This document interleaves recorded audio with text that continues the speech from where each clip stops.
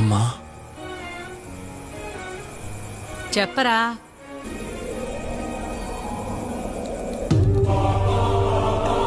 ఇప్పుడు నీ బాధ ఏంటి?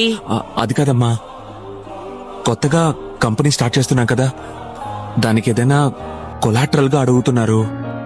మన దగ్గర ఇల్లు తప్ప ఇంకేం లేదు. కానీ కానీ అది కాదమ్మా, ఇది నువ్వు ఉన్న ఇల్లు, నాతో ఇంకా నువ్వు ఉంటున్న ఇల్లు.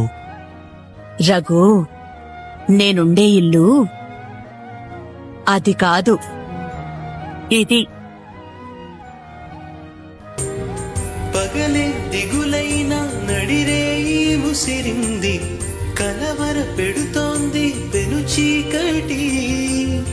ఊపిరి నన్నొదిలి నీలా వెళ్ళిపోయింది, బ్రతికి సుఖమేమిటి?